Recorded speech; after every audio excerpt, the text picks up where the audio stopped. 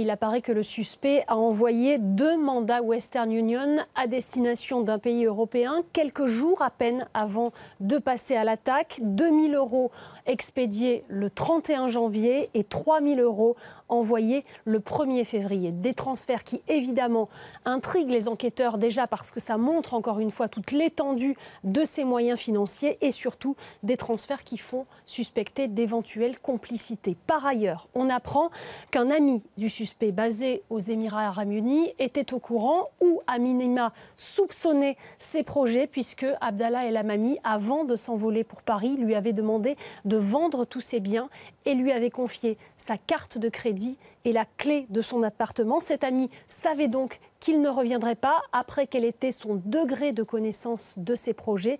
C'est une question qui est explorée. Les investigations se poursuivent. Alors Cécile, que donne la vidéosurveillance?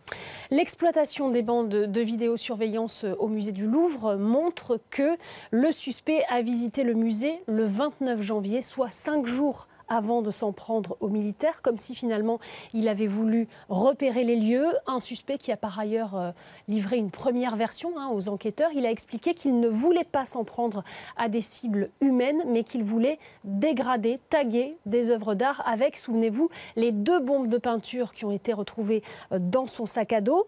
Il ajoute que les 2 machettes achetées 680 €, les 2 machettes qui lui ont servi à agresser les militaires, eh bien, elles ne devaient pas lui servir à agresser des gens. C'était des armes de dissuasion qui auraient dû seulement lui servir à se défendre. Bon, c'est une version jugée fantaisiste par les enquêteurs. J'ajoute que El Hammami revendique, assume son adhésion aux thèses de l'État islamique, mais qu'il assure qu'il a agi seul, que son acte n'était pas commandité. Là encore, les toutes dernières découvertes mettent un peu à mal cette version. Alors Cécile, il est toujours hospitalisé, pour autant est-ce que ça veut dire qu'on se dirige vers la fin de la garde à vue? Alors, il a livré donc une première version aux enquêteurs, mais son état s'est ensuite à nouveau dégradé. La garde à vue a donc été levée hier parce que les médecins estimaient que son état n'était pas compatible avec des auditions. Le parquet de Paris a ouvert hier soir une information judiciaire pour tentative d'assassinat en lien avec une entreprise terroriste. Ça veut dire que c'est un juge d'instruction qui va reprendre la main. Et donc, quand le suspect ira mieux, il sera directement présenté à un magistrat instructeur en vue d'une plus que probable mise en examen.